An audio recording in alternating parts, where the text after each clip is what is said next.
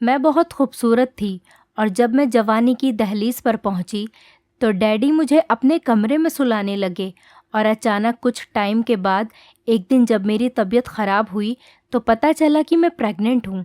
हालांकि मेरा तो कोई बॉयफ्रेंड भी नहीं था। आज सुबह से ही मैं बहुत जोश में थी क्योंकि आज दोपहर को मेरी ग्रेजुएशन का रिज़ल्ट आने वाला था। 12 बजते ही रिज़ल्ट आया। मैंने कॉमर्स से ग्रेजुएशन किया था और फाइनल ईयर में अपनी यूनिवर्सिटी में टॉप किया था। रिज़ल्ट आने के कुछ ही देर बाद मेरे घर के पास के स्कूल से मेरे पास कॉल आई। दरअसल उस स्कूल के प्रिंसिपल मेरे पिता के दोस्त हैं और उन्होंने काफ़ी वक्त पहले से कह रखा था कि जैसे ही तुम्हारा ग्रेजुएशन पूरा होगा मैं तुम्हें अपने स्कूल में पढ़ाने के लिए बुला लूँगा, क्योंकि वो जानते थे कि मैं एक मेहनती और होशियार लड़की हूँ जैसे कि उन्हें ज़रूरत थी। और कुछ दिन के बाद मैंने स्कूल ज्वाइन कर लिया। वैसे तो वो स्कूल लड़कियों का था और वहाँ पर 12वीं तक की लड़कियाँ पढ़ती थीं। सारा स्टाफ भी लड़कियों का था, लेकिन सिर्फ मैथ्स के लिए एक सर आते थे। देखने में तो ढंग के लगते थे, लेकिन दूसरी लड़कियों से मुझे पता चला कि उनकी हरकतें बहुत ही छिचोरी हैं। कुछ ही दिन में उनकी हरकतें मेरे साथ भी होने लगीं। आते जाते वो मुझे घूर घूर कर देखने लगते। ऐसा लगता कि आंखों से ही मेरा एक्सरे कर लेंगे। उनकी गहरी और गंदी नज़रें मुझे बहुत ज़्यादा बुरी लगती थीं, लेकिन मैं यहाँ नई थी और क्योंकि ये स्कूल मेरे पापा के दोस्त का था, इसलिए मैं नहीं चाहती थी कि कोई भी बात मेरे पापा तक पहुँचे। लेकिन आज सुबह से मुझे वैसे ही चिढ़ हो रही थी कि अचानक जब छुट्टी के टाइम में क्लास से बाहर निकली तब वो मैथ्स वाले सर मुझे गेट पर मिल गए और मुझसे कहने लगे कि मिस रिया, आइए मैं आपको घर तक छोड़ देता हूँ। उनकी ये बात सुनकर मेरा दिमाग फिर गया और मैंने सोच लिया कि आज मैं इनकी तबीयत ठीक कर दूंगी। मैंने उन्हें बहुत खरी खोटी सुनाई।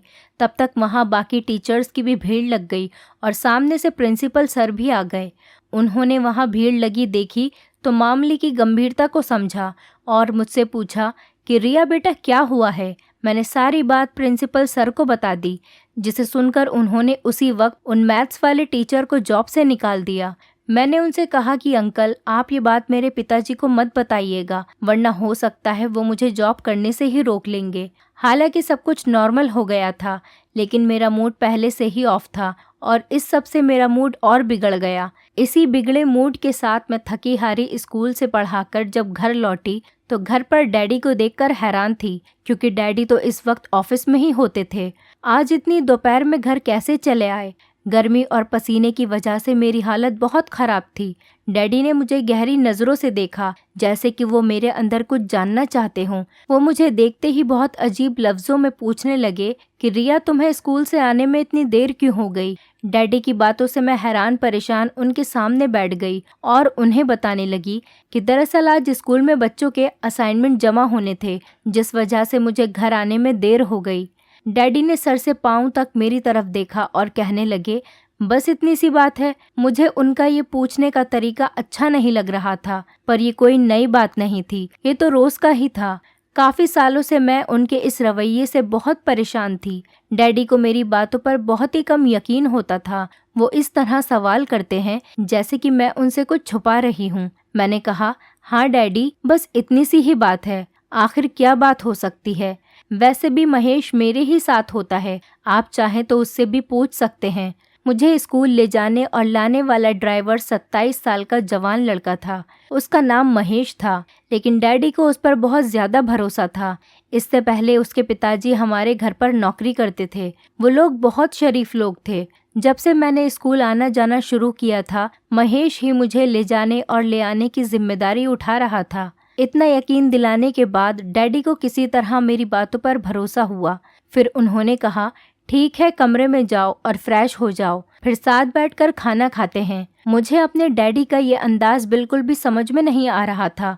कहने को तो वो मेरे बाप हैं, पर प्यार करना तो बहुत दूर की बात है।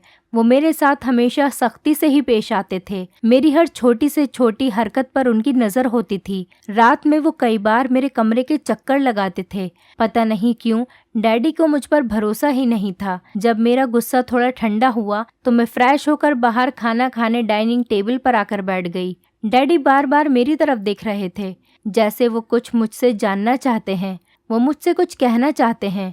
मैंने कई बार उनसे पूछा कि आखिर बात क्या है डैडी, पर उन्होंने मेरी बातों का कोई जवाब नहीं दिया। जब से माँ इस दुनिया से गई थी, डैडी ने ही मुझे पाल पोस कर बड़ा किया था। डैडी मेरी हर छोटी बड़ी ज़रूरत का ध्यान रखते थे। माँ की मौत के वक्त मेरी उम्र लगभग 8 साल की थी, पर अब मेरी उम्र 18 साल हो गई थी। डैडी हर वक्त मेरे साथ सख्ती से ही पेश आते थे। उनकी इसी वजह से मैं अपने ही घर में घुटन महसूस करती। इसीलिए ग्रेजुएशन पूरा होने के बाद मैंने एक प्राइवेट स्कूल में अध्यापक के तौर पर नौकरी ज्वाइन कर ली। स्कूल में मेरी एक कलीग थी माधवी, जो मेरे दिल के बहुत करीब थी। माधवी मेरी बहुत अच्छी दोस्त बन चुकी थी। कई बार मैं माधवी के घर चली जाती। माधवी का एक भाई था गौरव। जब मैं माधवी के घर जाती, गौरव भी हम लोगों से बातें करने लगता। कभी कभी गौरव माधवी को स्कूल छोड़ने आता। गौरव की बातों से लगता था कि वो मुझे पसंद करता है। वो एक अच्छा लड़का था, लेकिन डैडी के खौफ से मैं कोशिश करती कि मैं उससे दूर ही रहूं। लेकिन एक दिन मेरी बदकिस्मती थी कि मुझे नहीं पता, डैडी मेरे पीछे मेरे स्कूल आ गए और उन्होंने गौरव के साथ मुझे बातें करते हुए देख लिया। डैडी मेरे कॉलेज क्यों आए थे ये तो मुझे नहीं पता, पर उस दिन से मेरी जिंदगी में कयामत आ गई। गौरव के साथ बात करता हुआ देखकर गुस्से में डैडी ने मुझे अपनी गाड़ी में बिठाया और अपने साथ घर लेकर आ गए। उस दिन से डैडी ने मेरा स्कूल आना जाना बंद करवा दिया और मेरी जॉब भी छुड़वा दी। उन्हें शक था कि गौरव के साथ मेरा रिश्ता है। मैंने डैडी को लाख समझाने की कोशिश की, पर डैडी ने मेरी एक ना सुनी और गुस्से में मुझसे कहने लगे, मैं अपनी इज्जत को दांव पर नहीं लगा सकता। तुमने मेरे भरोसे को तोड़ा है। तुम्हारी माँ के गुजर जाने के बाद मैंने हर दिन तुम्हारी फिक्र में गुजारा है। इतनी पाबंदियों के बाद तुमने आज मेरे मुंह पर कालिक पोत दी। डैडी की इस बात ने मुझे अंदर से खोखला कर दिया। मेरा रोना धोना कुछ काम नहीं आया।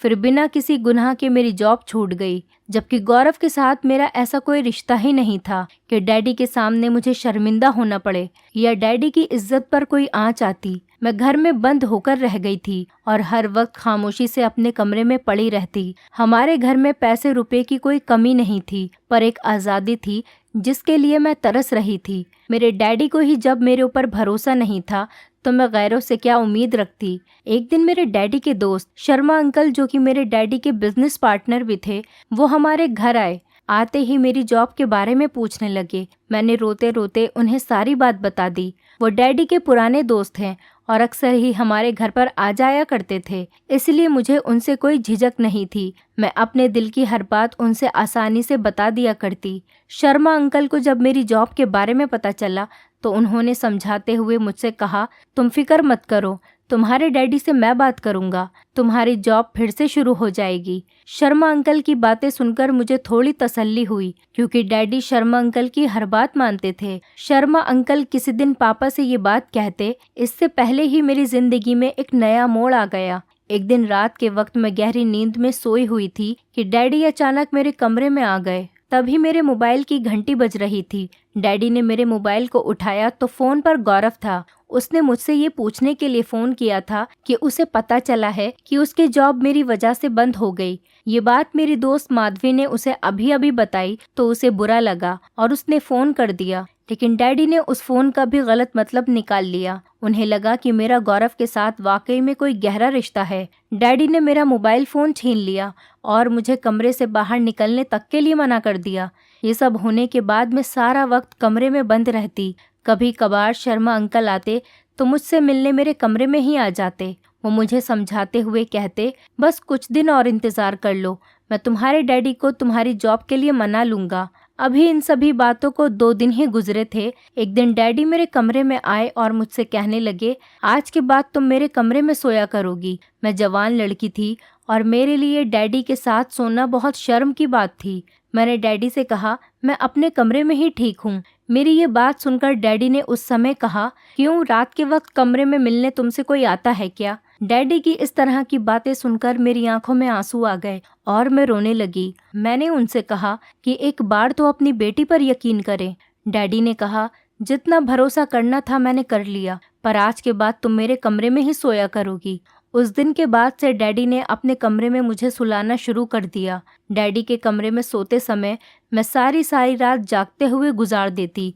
रात भर जागने की वजह से जब मैं अपने कमरे में जाती तो पूरा दिन सोते हुए गुजारती। सब कुछ ऐसे ही चलता रहा और 3 महीने गुजर गए कि अचानक मेरी तबीयत बहुत खराब होने लगी। ऐसा लगता था कि मेरा सर भारी हो रहा है और मुझे चक्कर आ रहे हैं। डैडी ने जैसे ही मेरी बिगड़ी तबीयत को देखा तो डैडी को यकीन हो गया कि मैं प्रेग्नेंट हूँ। मेरी ये हालत देखकर डैडी ने उस समय मुझसे कहा, देखा तुम्हारे गलत काम करने का नतीजा हमारे सामने आ ही गया। जिस बात का मुझे डर था वही हुआ। हमारे खानदान की इज्जत को तुमने मिट्टी में मिला दिया। अब हम कहीं मुंह दिखाने के काबिल नहीं रहे। डैडी की ये बातें सुनकर मेरे सिर पर आसमान गिर गया। डैडी बदनामी के डर से ना तो मुझे अस्पताल ले जाना चाहते थे और ना ही मेरी किसी भी बात पर यकीन कर रहे थे। डैडी ने तुरंत फ़ोन करके शर्मा अंकल को घर पर बुला लिया और उन्हें भी ये खबर इस तरह सुनाई कि शर्म के मारे में पानी पानी हो गई। शर्मा अंकल भी ये खबर सुनकर बहुत परेशान हो गए और उन्होंने मेरी तरफ देखते हुए कहा, रिया, पहले मुझे लगता था कि तुम्हारे बाप को गलतफहमी है, पर तुमने तो इनकी इज्जत मिट्टी में मिलाकर रख दी। एक बार भी अपने बाप के बारे में नहीं सोचा तुमने। शर्मा अंकल ने मेरे डैडी को एक मशवरा दिया कि अगर तुम्हें लगता है कि तुम्हारी बेटी ने वाकई में गलत काम किया है तो तुम रातों रात इसकी शादी करवा दो, ताकि इस बच्चे को पिता का नाम मिल जाए और ये बात छुपी रह जाए और इस तरह तुम बदनामी से भी बच जाओगे। मुझे शर्मा अंकल से इस तरह की उम्मीद नहीं थी। मुझे लगता था कि शायद वो मेरी बातों को समझेंगे। डैडी और शर्मा अंकल अभी भी यही सब बातें कर रहे थे। तभी महेश उन दोनों के लिए चाय बनाकर ले आया। महेश को सामने देखते ही पापा ने अचानक से उससे पूछ लिया कि तुम रिया से शादी करोगे। डैडी की ये बात सुनकर मैं सदमे में आ गई कि डैडी कैसे मेरी शादी एक नौकर से करवा सकते हैं, जबकि मैंने कोई गुनाह भी नहीं किया था और ना ही मैं प्रेग्नेंट हूँ। महेश ने मेरी तरफ देखकर हकलाते हुए कहा, साहब आप ये कैसी बातें कर रहे हैं? मैं रिया मैम साहब से कैसे शादी कर सकता हूँ? डैडी ने महेश को समझाते हुए कहा कि अगर वो उससे शादी करेगा तो वो उसकी पूरी जिंदगी बदल देंगे, बल्कि उसके माँ बाप की सारी ज़रूरतें भी पूरी करेंगे।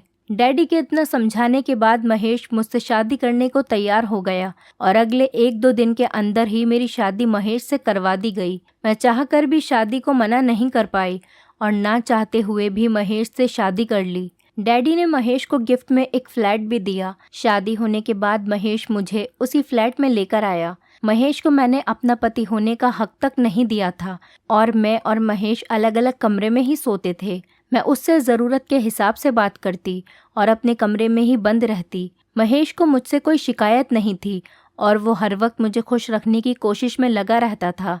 अभी हमारी शादी को 2 महीने ही हुए थे कि धीरे धीरे मेरी तबीयत ख़राब होने लगी और मेरा पेट बताने लगा कि मैं पेट से हूँ। लेकिन मुझे अभी तक यकीन नहीं हो रहा था कि मैं प्रेग्नेंट हूँ, क्योंकि मेरी नज़र में तो मैंने कुछ गलत काम किया ही नहीं था, तो मैं प्रेग्नेंट कैसे हो जाऊँगी। लेकिन जब डॉक्टर को दिखाया गया तो पता चला कि मैं 5 महीने से प्रेग्नेंट हूँ।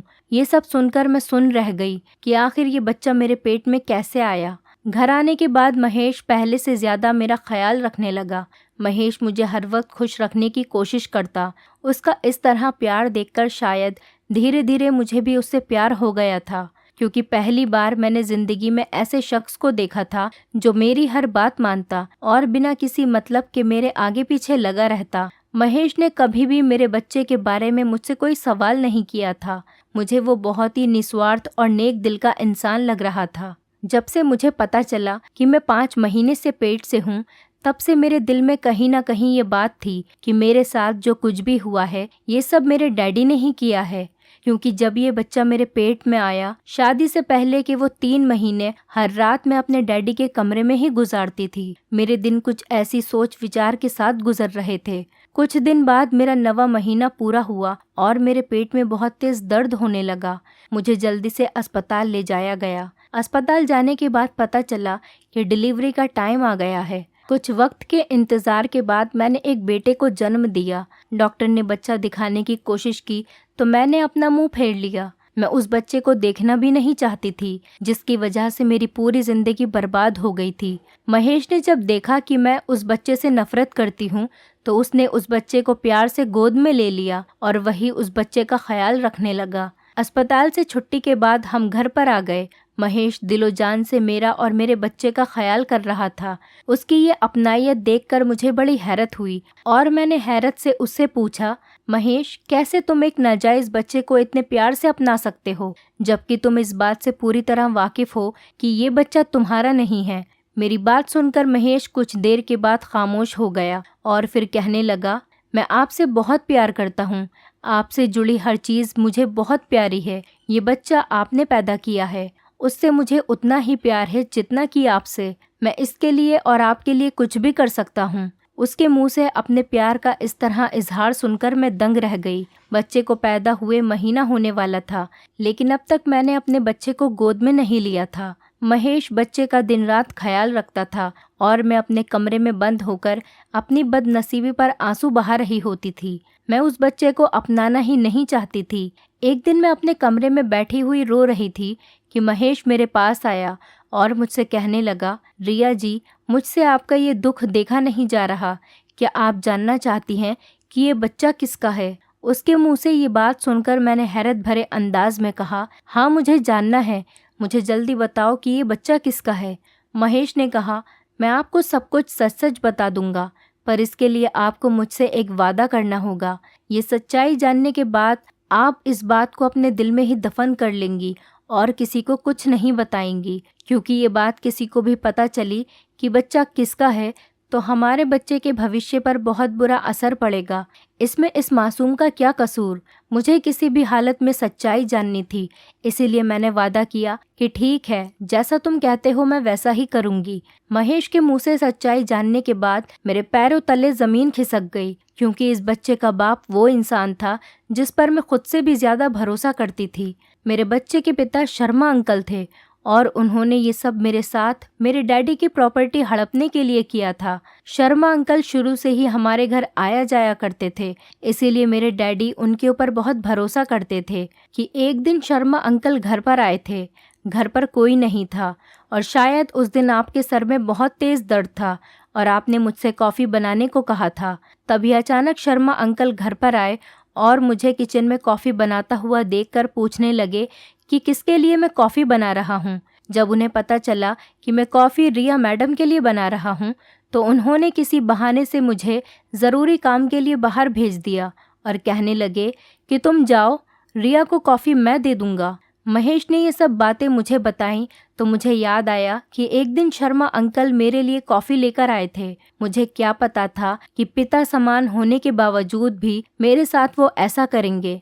मैंने उनके हाथ से कॉफ़ी लेकर पी ली थी और कॉफ़ी पीते ही मुझे नींद आ गई थी। शायद उसमें नशे की कोई दवाई मिली हुई थी, जिस वजह से मैं फ़ौरन ही बेहोश हो गई। महेश ने बताया कि पता नहीं क्यों उसे कुछ अनहोनी का एहसास हो रहा था, इसीलिए काम निपटाकर वो जल्दी से घर आया। जब तक मैं आया तब तक शर्मा अंकल आपके कमरे से निकलते हुए अपने घर पर जा रहे थे। तब से मैं शर्मा अंकल और आपके डैडी की बातों पर ध्यान देने लगा। ज़्यादातर शर्मा अंकल आपके बारे में आपके पापा को भड़काते थे। मैं चाहता तो ये सारी बातें आपसे और आपके डैडी को बता सकता था, लेकिन मुझे पता था कि मुझ जैसे नौकर की बातों पर कौन भरोसा करेगा। पर जब आपके डैड आपके साथ सख्ती से पेश आते तो मुझे बहुत बुरा लगता। रिया जी, भले ही मैं आपके घर का नौकर या ड्राइवर था, पर आपके साथ ऐसा होता हुआ देखकर मेरा दिल तड़प जाता था। बल्कि यूं कहूं कि आपकी परेशानी देखकर शायद मुझे आपसे प्यार हो गया था और इसीलिए जब उस दिन आपके डैडी ने मुझसे शादी के लिए पूछा कि तुम रिया से शादी करोगे तो मैं तैयार हो गया कि मुझे पूरा विश्वास था कि मैं आपको अपनाने के साथ साथ आपके बच्चे को भी अपना लूँगा, क्योंकि मैं आपसे दिल से प्यार करता हूँ। और इन सब में इस मासूम का क्या कसूर जो इसे सज़ा मिले। मैं और महेश अभी यही बातें कर रहे थे कि मेरा बेटा जो गहरी नींद में सोया हुआ था उसकी आंखें खुल गईं और वो रोने लगा। महेश ने ज़बरदस्ती बच्चे को मेरी गोद में डाल दिया तो ममता से मेरा भी दिल तड़प उठा और मैंने उसे सीने से लगा लिया और फूट फूट कर रोने लगी। मैंने महेश से कहा, महेश, जैसे मैंने तुमसे वादा किया था कि ये बात मैं किसी को नहीं बताऊंगी, वैसे ही तुम भी मुझसे एक वादा करो कि शर्मा की ये घिनौनी करतूत मेरे डैडी को बताओगे, ताकि उन्हें भी तो पता चले कि उनकी बेटी के साथ गलत करने वाला कौन था। और आज तक डैडी मेरे ऊपर शक करते आ रहे थे। उनको भी पता चले कि उनकी बेटी गलत नहीं थी, बल्कि उनका सबसे करीबी दोस्त गलत है, जिस पर वो खुद से भी ज्यादा भरोसा करते हैं। महेश ने कहा, पर ये बात आपके डैडी ने अगर किसी को बता दी तो? मैंने महेश से कहा, डैडी ये बात किसी को नहीं बताएंगे, मैं डैडी को समझा लूंगी। मैं इसीलिए बताना चाहती हूँ कि उन्हें भी सच्चाई का पता चले। महेश ने उसी वक्त फ़ोन करके डैडी को घर बुला लिया और सारी सच्चाई उन्हें बता दी। डैडी को जब ये पता चला तो वो मेरे सामने हाथ जोड़कर फूट फूट कर रोने लगे और कहने लगे, रिया बेटा, मुझे माफ़ कर दो। मैंने अपनी बेटी पर भरोसा ना करके बहुत गलत किया, और अगर इस बच्चे की बात ना होती तो मैं अभी इसी वक्त शर्मा को जेल भिजवा देता। डैडी उसी दिन मुझे और महेश को अपने साथ लेकर चले आए और शर्मा से सारे रिश्ते नाते तोड़ दिए। मैंने और महेश ने वादा किया कि हम गैरों से ज़्यादा अपने बच्चे की बातें सुनेंगे, क्योंकि जो मेरे पापा ने मेरे साथ किया, कोई भी पेरेंट्स अपने बच्चे के साथ वैसा ना करे। क्योंकि अगर मेरे डैडी मुझ पर भरोसा करते तो आज मुझे ये दिन ना देखना पड़ता। दोस्तों, उम्मीद करती हूँ आपको हमारी कहानी पसंद आई होगी। कहानी पसंद आई है तो वीडियो को लाइक करें, चैनल पर नए हैं तो चैनल को सब्सक्राइब करें और हाँ, नोटिफिकेशन बेल को ज़रूर दबाएं ताकि अगली अपडेट सबसे पहले आपको मिले।